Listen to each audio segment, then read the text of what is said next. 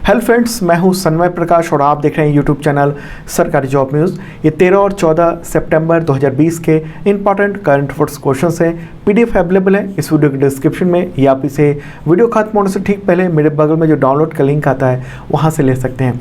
बहुत सारे क्वेश्चन हैं, 15-16 क्वेश्चन हैं 2 दिनों के, और जो आपके एग्जामिनेशन में काम आएंगे। और सबसे पहले वो टॉपिक, वो क्वेश्चन जो आपके करियर को इफ़ेक्ट करने वाला है। किस राज्य सरकार ने सरकारी नौकरियों के लिए 5 साल संविदा अनिवार्य करने की योजना के लिए विभागों से सुझाव मांगे हैं? आंसर होगा उत्तर प्रदेश। देखिए, जो न्यूज़ है वो यूएनआई ने जारी की है, जो कि देश में पीटीआई के बाद सबसे पुरानी और विश्वसनीय न्यूज़ एजेंसी है। बाद में ये खबर तमाम हिंदी अखबारों में और कुछ इंग्लिश अखबारों में भी छपी है, जिसे हिंदुस्तान ने तो ये भी लिख दिया कि अब यूपी में सरकारी नौकरी पाना आसान नहीं होगा, पहले 5 साल कॉन्ट्रैक्ट पर रखने की तैयारी। तो अलग अलग न्यूज़पेपर्स ने सबने इस बारे में न्यूज़ दिया है। तो क्या है, थोड़ी डिटेल में आपको बताता हूँ कि ये जो योजना बनाई जा रही है, जो पॉलिसी बनाई जा रही है, वो क्या है और कैसे जो है इफ़ेक्ट करेगा आपकी नौकरी को। देखिए, इसके अनुसार उत्तर प्रदेश में सरकारी नौकरियों की भर्ती में बड़े पैमाने पर बदलाव आने वाले हैं। यूपी सरकार ने सभी डिपार्टमेंट से ग्रुप बी और ग्रुप सी राज्य कर्मचारियों की जो चयन प्रक्रिया है उसे नया बनाया, उसके लिए सबसे सुझाव देने को कहा है। और सोर्सेज के हवाले से यूएनआई ने ये कहा है कि प्रस्तावित व्यवस्था में जो सिलेक्शन के बाद शुरुआती जो 5 साल होगी, उस दौरान संविदा के आधार पर नियुक्त किया जाएगा, यानी कॉन्ट्रैक्ट के आधार पर नियुक्ति दी जाएगी। और इस दौरान यानी 5 साल के दौरान अस्थायी कर्मचारियों की तरह भत्ते और लाभ नहीं मिलेंगे, और उनका जो वेतन है वो सरकार द्वारा निश्चित होगा, एक तय होगा कि इतना ही दिया जाएगा। मतलब 5 साल की कठिन ये जो सेवा होगी, सर्विस होगी कॉन्ट्रैक्ट की, उस दौरान जो छटनी से बचेंगे उन्हें ही नियुक्ति मिल पाएगी। और ये 5 साल की नौकरी आसान नहीं होने वाली है। कैसे, क्या, उसके बारे में आगे बताता हूँ मैं। तो यूपी सरकार का जो कार्मिक विभाग है उसने ये प्रस्ताव बनाया है और कैबिनेट के सामने विचार करने के लिए अब वो पेश करने वाली है। तो एक बार देख लेते हैं कि अभी जो सिलेक्शन प्रोसेस है वो क्या है। ये बहुत इम्पॉर्टेंट है क्योंकि दूसरे राज्यों के लिए भी। क्यों? क्योंकि अगर उत्तर प्रदेश सरकार ने इस नियम को लागू कर दिया तो धीरे धीरे आप देखेंगे कि देश भर के ज़्यादातर राज्यों में ये सब लागू हो जाएगा। और पहले से देख रहे हैं कि मोदी गवर्नमेंट के द्वारा जो लेटरल एंट्री दी गई, यानी जो पहले आईएएस जो काम करते थे उसके लिए सीधे लेटरल एंट्री के थ्रू भर्ती कर लिया गया था। तो एक तरह से पूरे जो सरकारी नौकरियाँ हैं उसमें बदलाव देखने को मिल रहा है। तो अभी जो ग्रुप बी और ग्रुप सी की जो भर्तियां होती हैं उत्तर प्रदेश में, उसकी क्या प्रक्रिया है? देखिए, अलग अलग भर्ती प्रक्रिया के आधार पर वैकेंसी वो जारी होती है और सिलेक्शन होता है। उसके बाद जो संवर्ग होता है उसके अनुसार सेवा नियमावली है, सर्विस रूल्स हैं, उसके अनुसार 1 या 2 साल के लिए प्रोबेशन पर नियुक्ति दी जाती है। और प्रोबेशन के दौरान इस वक्त अभी जो स्थिति है उसमें पूरा वेतन मिलता है, तमाम भत्ते मिलते हैं, लाभ मिलते हैं। ठीक है, इस दौरान सीनियर अधिकारी के निगरानी में वो काम करते हैं। लेकिन जो नया प्रस्ताव है कार्मिक विभाग का, उसमें एग्जामिनेशन देना होगा। कैसे? जो यूपी SSSC है वो एग्जामिनेशन लेता है, ग्रुप बी ग्रुप सी के वहाँ से होगी। इसके अलावा जैसे पुलिस की भर्ती है तो पुलिस का जो भर्ती बोर्ड है वो एग्जामिनेशन लेगा। उसके बाद जो नौकरी होगी वो 5 साल के लिए संविदा पर रखा जाएगा। सेवा शर्तें क्या होंगी? देखिए, नए प्रस्ताव के अनुसार 5 साल संविधान यानी कॉन्ट्रैक्ट की भर्ती होगी, इसके बाद मौलिक नियुक्ति दी जाएगी। ओके, और इसमें क्या होगा कि 6 माही यानी 6 मंथ पर इवैल्यूएशन किया जाएगा कि कैसा काम रहा, मूल्यांकन किया जाएगा।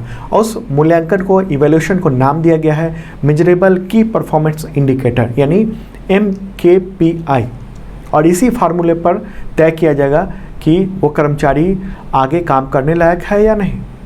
तो संविदा की अवधि में हर 6 महीने पर एक तो उसका इवैल्यूएशन होगा, और अगर 1 साल के दौरान यानी 2 छमाही के दौरान अगर मार्क्स 60% से कम आते हैं तो तुरंत टर्मिनेट कर दिया जाएगा सर्विस से।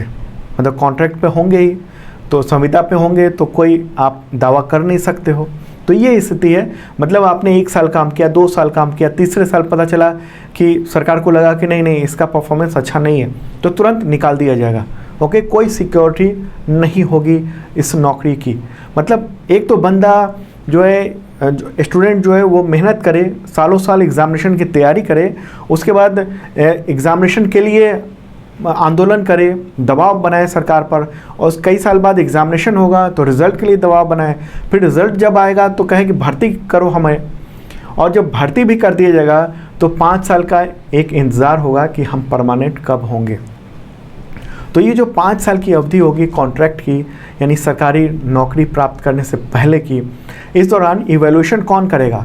तो जो उस विभाग के जो विभागाध्यक्ष हैं और पदाधिकारी हैं, वो सब, उनकी एक समिति होगी, वो ये काम करेगी, और जो 5 साल की सेवा शर्त को पूरा कर लेगा उसे ही मौलिक नियुक्ति दी जाएगी।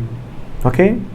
और एक और बात बताऊं कि संविदा के दौरान ये जो 5 साल की नौकरी होगी तो पदनाम क्या रहेगा? सहायक रहेगा। उसके बाद असली पदनाम पर आपकी नियुक्ति होगी, और संविदा पर जो नियुक्त व्यक्ति पर जो यूपी सरकारी सेवक अनुशासन और अपील नियमावली है 1999, वो लागू नहीं होगा। ओके। और तमाम कोई भी भत्ते वगैरह नहीं दिए जाएंगे, केवल यात्रा भत्ता दिया जाएगा जब आप कहीं जाएंगे। देखिए इम्पॉर्टेंट क्यों है, ये मत सोचिए कि केवल यूपी में ही हो रहा है, आप दूसरे राज्य के हैं तो आप चुपचाप देख रहे हैं, आप पर भी असर हो सकता है। कैसे? अब देखिए, अगर एक राज्य ने इस तरह से शुरू किया तो ये धीरे धीरे तमाम राज्यों में भी स्थिति फैलती जाएगी। और हम लोगों ने देखा है कि मोदी गवर्नमेंट में लैटरल एंट्री हुई, जो आईएएस जिस पद पर बैठते थे उस पद पर सीधे बाहर से भर्ती कर ली गई इंटरव्यू के द्वारा, और वो तैनात कर दिया गया। तो एक तरह से इतनी मेहनत, इतना सब कुछ, वो सब जो है वो कॉन्ट्रैक्ट की नौकरी के लिए होगा, और वो भी आपकी कोई पता नहीं रहेगा कि हम कब तक रहेंगे उस नौकरी में। और एक और बात बता दूं, जो न्यूज़ में पब्लिश हुई है उसके अनुसार जो अभी तमाम भर्तियां चल रही हैं उत्तर प्रदेश में, उसको भी इसी कैटेगरी में लाने की योजना है, पूरा प्लान ये बन चुका है। और आपको बता दूं कि ग्रुप ए के जो पद हैं जैसे पीसीएस, पीपीएस, पीसीएसजे, इन सबको इस नियमावली से अलग रखा जाएगा, और उनका जो परमानेंट पहले की तरह जो नौकरियां होती हैं, सिलेक्शन होता है, वैसे ही किया जाएगा। बाकी के जितने पद होंगे वो सब संविदा के आधार पर होंगे। अब आगे क्या होगा, जैसे पुलिस भर्ती है तो उसमें क्या होगा, ये आगे आने वाले वक्त में देखा जाएगा। ठीक है, तो ये एक इम्पॉर्टेंट बात है, और मुझे लगा कि सारे लोग इफ़ेक्ट होंगे इससे, तो इसलिए मुझे लगा कि ये बताना ज़रूरी है, और मुझे लगता है कि इसके बारे में आप लोगों को भी मुखर होना चाहिए। ओके, ये इन्फॉर्मेशन मैंने दी, तो आप लोग भी इस इन्फॉर्मेशन को आप क्रॉस चेक भी करिए खुद भी, और उसके बाद सवाल भी उठाइए सरकार से इस पूरे मुद्दे पर, आपके मन में जो भी सवाल हो रहे हैं वो। चलिए आगे बढ़ते हैं, अगला क्वेश्चन लेते हैं जो आपके एग्जामिनेशन से रिलेटेड होगा। क्वेश्चन होगा, economic freedom of the world 2020, ये रिपोर्ट है, इसके ग्लोबल इकोनॉमिक फ्रीडम इंडेक्स में भारत किस स्थान पर है? आंसर होगा 105।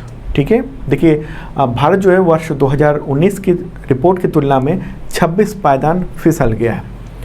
पिछले साल की जो रिपोर्ट थी उसमें इंडिया का स्थान 79 था, अब 105 पर आ गए हम लोग। ठीक है, अच्छा आपको बता दूं कि ये जो रैंकिंग है ये 2018 के जो आंकड़े हैं उसके आधार पर दुनिया भर के आंकड़े लेकर और तब ये तैयार किए गए हैं।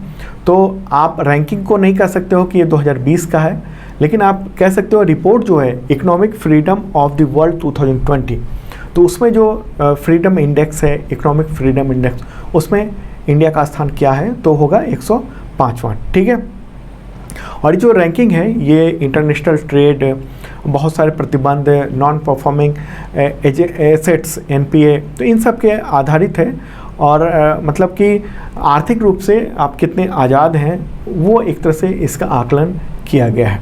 ठीक है, तो एक सवाल उठता है कि ये जो इंडेक्स है वो कौन जारी करता है, ग्लोबल इकोनॉमिक फ्रीडम इंडेक्स? तो वो है फ्रेजर इंस्टीट्यूट कनाडा। ये भी आप पॉइंट ध्यान रखना है, क्योंकि मैं जो डिटेल बताता हूँ उन सब से भी क्वेश्चन बहुत सारे पूछे जा सकते हैं। ठीक है, रिपोर्ट का नाम क्या है? Economic freedom of the world 2020। कितने देशों को शामिल किया गया इसमें? 162 कंट्रीज़ को। और इसमें भारत में जो न्यू दिल्ली में स्थित एक थिंक टैंक है, सेंटर फॉर सिविल सोसाइटी, तो उसके संयोजन में इंडिया में ये जारी किया गया है। ठीक है, और ये जो विश्व आर्थिक स्वतंत्रता सूचकांक है इसका ये 24वां संस्करण है। अगर आसपास के देशों की बात करें तो जैसे चाइना का स्थान 124वां है। तो ये देख लेते हैं कि इस इंडेक्स में टॉप 10 रैंकिंग वाले कौन कौन से देश हैं। जैसे हांगकांग है पहले पे, सेकंड पे सिंगापुर है, उसके बाद न्यूजीलैंड है, इसके बाद स्विट्ज़रलैंड है, इसके बाद यूएसए है, यूनाइटेड स्टेट्स ऑफ अमेरिका, फिर ऑस्ट्रेलिया है, इसके बाद मॉरिशस है, जॉर्जिया है, कनाडा है और फिर आयरलैंड है। तो यह सवाल उठता है कि भारत की रैंकिंग इतनी गिरावट क्यों है भारत की रैंकिंग में। तो देखिए इस रिपोर्ट के अनुसार 2018 में जो है सरकार के आकार, न्याय प्रणाली, संपत्ति अधिकार, वैश्विक स्तर पर जो व्यापार की स्वतंत्रता है, इन सब की स्थिति में जो है वो कमी आई है, गड़बड़ी हुई है। और ये भी है कि उसके बाद भी इंटरनेशनल ट्रेड पर काफ़ी अंकुश लगाए गए हैं। तो हो सकता है अगले साल की जो रिपोर्ट आए उसमें और स्थिति खराब दिखे। अगला क्वेश्चन, पूर्व केंद्रीय मंत्री रघुवंश प्रसाद सिंह का निधन हुआ है 13 सितंबर 2020 को। तो किस राज्य से थे? आंसर सबको पता होगा, बिहार।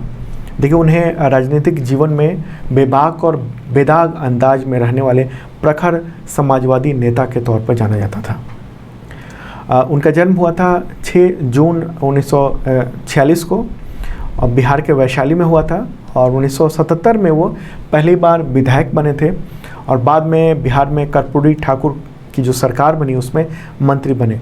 और वैशाली लोकसभा क्षेत्र से 5 बार सांसद रह चुके हैं। जेपी आंदोलन के बाद से ही रघुवंश प्रसाद सिंह और लालू प्रसाद यादव बेहद करीबी थे। और यूपीए 1 की जो सरकार थी, मनमोहन सिंह का जो फर्स्ट टर्म था प्रधानमंत्री काल में, उस दौरान वो राजद कोटे से केंद्रीय ग्रामीण विकास मंत्री बनाए गए थे। और एक इम्पॉर्टेंट बात कि उन्हीं के कार्यकाल में देश में मनरेगा यानी महात्मा गांधी राष्ट्रीय रोजगार गारंटी योजना लागू हुआ था। ओके, और उन्हीं के द्वारा ये एक तरह से इसको पूरे देश में लागू करवाया गया। एक तो जिम्मेदारी उन्हीं की थी, वैसे तो सरकार ने लागू किया लेकिन मंत्रालय के तौर पर उनकी जिम्मेदारी थी। और ये इस वक्त हम लोग देख रहे हैं कोरोना काल में ये जो गरीब मजदूर हैं उनके लिए एक तरह से आर्थिक सहारा के रूप में आया है मनरेगा। ओके, तो रघुवंश प्रसाद सिंह उनको काफ़ी बिहार में जाना जाता है, देश भर में भी जाना जाता है। और बहुत सिंपल व्यक्ति थे, बहुत कोई भी जाके मिल सकता था। ओके, तो हालांकि अभी हाल में खबर आई थी कि उन्होंने आरजेडी से इस्तीफा दे दिया था। आगे बढ़ते हैं, अगला क्वेश्चन लेते हैं। संयुक्त राष्ट्र की संस्था यूनिसेफ ने बाल अधिकार अभियान का सेलिब्रिटी एडवोकेट किस एक्टर को बनाया है? सेलिब्रिटी एडवोकेट आंसर होगा आयुष्मान खुराना। यूनिसेफ ने ये जो अपना जो बाल अधिकार अभियान है फॉर एवरी चाइल्ड, उसके लिए सेलिब्रिटी एडवोकेट बनाया है। तो यूनिसेफ ने इस संबंध में एक पोस्टर भी जारी किया है, आप मेरे बगल में देख रहे हैं। पोस्टर जो है वो जारी हुआ है। और यूनिसेफ की जो भारत में प्रतिनिधि हैं डॉक्टर यास्मीन अली हक, तो उनका कहना है कि आयुष्मान जो है वो सहयोग देंगे, जागरूकता बढ़ाने में एक तरह से मदद करेंगे। ठीक है, तो यूनिसेफ द्वारा ये किया गया है। यूनिसेफ का मुख्यालय कहाँ है? न्यूयॉर्क, संयुक्त राज्य अमेरिका। और कार्यकारी निदेशक कौन है? डायरेक्टर तो हेनरीटा H4। तो दोस्तों अगला क्वेश्चन लेते हैं। उससे पहले बता दूं कि 2020 का जनवरी से अगस्त तक का जो करंट अफेयर्स है वो अवेलेबल है PDF। उसमें डिटेल नोट्स हैं और MCQ हैं ढेर सारे, करीब 1200 MCQ हैं। तो आपके तमाम एग्जामिनेशन में काम आएंगे। जैसे मैं बताता हूँ ऐसे ही नोट्स भी वहाँ दिए रहते हैं ताकि आप एक क्वेश्चन से कई क्वेश्चन के बारे में जानकारी प्राप्त कर लो। तमाम एग्जामिनेशन में काम आएगा, ज़रूर देखना। डिस्क्रिप्शन में 2019 का भी है और PDF अवेलेबल, और 2019 का अमेजन पे बुक भी अवेलेबल है। अगला क्वेश्चन, स्वामी अग्निवेश का निधन हो गया 11 सितंबर 2020 को। तो किस वजह से वो प्रसिद्ध थे? आंसर होगा सामाजिक कार्य। वो मशहूर सामाजिक कार्यकर्ता थे, यानी सोशल एक्टिविस्ट थे। उनका जन्म हुआ था 21 सितंबर 1939 को, आंध्र प्रदेश में हुआ था। हालांकि दक्षिण भारत में पैदा हुए थे स्वामी अग्निवेश, लेकिन उन्होंने हरियाणा, उत्तर प्रदेश को अपना मुख्य जो है कार्य क्षेत्र बनाया था। और जीवन भर उत्पीड़ित, शोषित, दलित, आदिवासियों, पिछड़े जातियों, बंधुआ मजदूरों और अल्पसंख्यक धार्मिक समूहों और महिलाओं के हक के लिए ईमानदारी से वो लड़ते रहे। और देश में जहाँ भी मानवाधिकार हनन होता था तो स्वामी अग्निवेश वहाँ पहुँचते थे। और 2 साल पहले की बात है, आदिवासियों के बुलावे पर हुए पाकुड़ गए थे झारखंड में। और वहाँ पर करीब 200 गुंडों ने एक तरह से उन पर हमला कर दिया था और मॉब लिंचिंग हुई थी एक तरह से उनकी, और उसी के बाद से उनकी तबीयत ख़राब रहने लगी और काफ़ी दिनों तक वो अस्पताल में थे, ठीक हुए थे, लेकिन अब उनकी जो है डेथ हो गई है। 81 ईयर के उम्र में 11 सितंबर को उनका निधन हुआ है। अगला क्वेश्चन लेते हैं, केंद्र सरकार ने किस देश के नागरिकों के लिए वीज़ा नियमों में सख्ती कर दी? आंसर होगा चीन। गृह मंत्रालय ने ये किया है और व्यापार वीज़ा देने और या फिर टूरिस्ट वीज़ा देने के लिए काफ़ी कड़े कानून बना दिए गए हैं।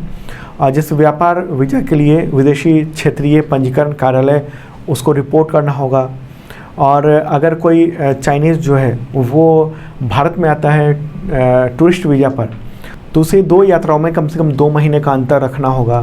तो ये सब कड़े कदम उठाए गए हैं। अगला क्वेश्चन लेते हैं, international day for south south cooperation कब मनाया जाता है? आंसर होगा 12 सितंबर। कौन मनाता है ये दिवस? तो United Nations office for south south cooperation, तो उसके द्वारा मनाया जाता है। देखिए ये साउथ साउथ क्या है, सेकेंड वर्ल्ड वॉर के बाद जो डेवलपिंग कंट्रीज़ हैं उसके लिए दक्षिण शब्द का प्रयोग किया जाने वाला, यानी साउथ शब्द का यूज़ किया जाने लगा। 1945 के बाद जो पूरी दुनिया है उसमें 2 वर्ड एक तरह से बांट दिए गए, एक उत्तर और एक दक्षिण, यानी उत्तर मतलब विकसित देश और दक्षिण मतलब विकासशील देश, नॉर्थ और साउथ। ठीक है, तो साउथ विकासशील देश माने गए। ठीक है, तो एक संगठन भी है यूएन का और वो जो है ये आयोजन करता है। अगला क्वेश्चन लेते हैं, विश्व प्राथमिक उपचार दिवस यानी वर्ल्ड फर्स्ट एड डे 2020 कब मनाया गया, यानी 2020 में कब मनाया गया? आंसर होगा 12 सितंबर। देखिए आपको बता दूं कि ये जो डे है वो सितंबर महीने के सेकेंड सैटरडे को मनाया जाता है, सेकेंड सैटरडे सितंबर मंथ का। ओके, तो ये ध्यान रखना आप। और इस दिवस की जो शुरुआत हुई वो international federation of red cross and red crescent society उसके द्वारा 2000 में की गई थी, वर्ष 2000 में।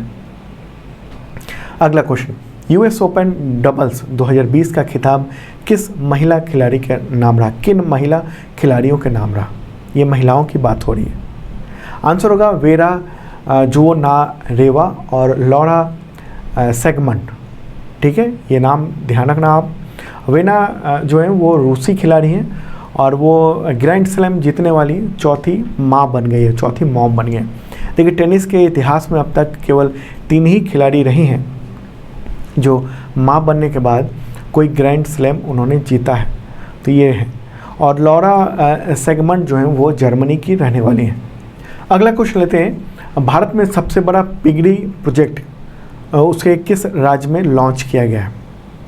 आंसर होगा मेघालय। पिगरी मतलब पिग यानी सुअर के पालने वगैरह, उससे रिलेटेड जो भी उद्योग हैं उसके बारे में हो रही है बात। ओके, तो अभी हाल ही में सीएम वहाँ के जो हैं कॉनराड संगमा, तो उन्होंने ही 10 सितंबर को इसको लॉन्च किया है। देश की सबसे बड़ी परियोजना है पिगरी से रिलेटेड और इसे नेशनल कोऑपरेटिव डेवलपमेंट कॉरपोरेशन के फाइनेंशियल सपोर्ट से लॉन्च किया गया है। 200 करोड़ से अधिक की लागत से इसको तैयार किया गया है इस योजना को, तो एक इम्पॉर्टेंट बात है। अगला क्वेश्चन लेते हैं, किस देश की सेना ने हिंद महासागर में युद्धाभ्यास जुल्फिकार 99 शुरू किया है? आंसर होगा ईरान। देखिए अमेरिका और इजराइल से तनाव चल रहा है ईरान का, और एक तरह से ईरान ने अपनी शक्ति दिखाने के लिए हिंद महासागर में यानी इंडियन ओशन में बम और रॉकेट की बारिश कर दी है, और अपना जो नेवी है, एयरफोर्स है, उन सब की एक तरह से रिहर्सल चल रही है, उसका युद्धाभ्यास चल रहा है, तो उसका नाम यही रखा गया है। अगला क्वेश्चन लेते हैं, अमेरिकी राष्ट्रपति डोनाल्ड ट्रंप को किस बड़े शांति पुरस्कार के लिए नामित किया गया है? यहाँ पर नॉमिनेट किया गया है, बात आ रही है, चुना नहीं गया अभी तक। आंसर होगा नोबेल शांति पुरस्कार। ठीक है, ये नॉर्वे में उनको एक तरह से नामित किया गया है और अब सिलेक्शन हुआ कि वो उनको मिलता है या नहीं, और ये इसलिए नामित किया गया है क्योंकि ये माना जा रहा है कि ट्रंप के कार्यकाल के दौरान जो है सशस्त्र संघर्ष को बढ़ावा नहीं दिया गया और न ही युद्ध की पहल की गई। अगला क्वेश्चन लेते हैं, दुनिया का पहला देश जिसने कोरोना वैक्सीन को आम जनता के लिए जारी कर दिया है? आंसर होगा रूस। रूस ने जो कोरोना वायरस वैक्सीन है स्पुतनिक वी उसको आम लोगों के लिए, आम नागरिक के लिए जारी कर दिया है। और ये रूस ने इस टीके को पिछले महीने ही मंजूरी दी थी और कॉमन पब्लिक के लिए भी अलाउ हो गया है, डिलीवरी शुरू कर दी गई है। तो ये एक इम्पॉर्टेंट बात है। अगला क्वेश्चन, हिंदी दिवस कब मनाया जाता है? आंसर होगा 14 सितंबर। ठीक है, क्यों? क्योंकि इसी दिन यानी 14 सितंबर 1949 को हिंदी को राजभाषा का दर्जा मिला था इस देश में। ठीक है, देखिए आज़ादी जब मिली थी 1947 में, उसके बाद जो है देश में एक बहुत बड़ा प्रश्न था कि किस भाषा को राष्ट्रीय भाषा का दर्जा दिया जाए। तो काफ़ी विचार विमर्श के बाद हिंदी को दिया गया। अगला क्वेश्चन लेते हैं, आईपीएल स्पॉट फिक्सिंग मामले में भारत के किस गेंदबाज पर लगा 7 साल का प्रतिबंध 14 सितंबर को ख़त्म हो गया है? आंसर होगा श्री संत। देखिए 14 सितंबर से क्रिकेट खेलने के लिए वो आज़ाद हैं और वो 7 साल पहले दिल्ली पुलिस ने मैच फिक्सिंग के आरोप में श्री संत और राजस्थान रॉयल्स के 2 खिलाड़ी अजीत चंडीला और अंकित छवन को गिरफ्तार किया था और इसके बाद से एक तरह से करियर ख़त्म हो गया। ठीक है, 7 साल का एक तरह से बैन लगा था और वो ख़त्म हो गया बैन। अब आगे देखना है कि वो खेलते हैं कि नहीं खेलते हैं। तो दोस्तों ये था इंपॉर्टेंट करंट अफेयर्स, कैसा लगा ज़रूर बताना। अब पीडीएफ अवेलेबल हो गया है मेरे बगल में, क्लिक कीजिए, डाउनलोड कर लीजिए या आप इसे इस वीडियो के डिस्क्रिप्शन से भी डाउनलोड कर सकते हैं। और हाँ, जिन लोगों ने सब्सक्राइब नहीं किया ज़रूर करना, साथ में बेल आइकन दबाना मत भूलना। और पीडीएफ अवेलेबल है और भी बहुत सारे डिस्क्रिप्शन में।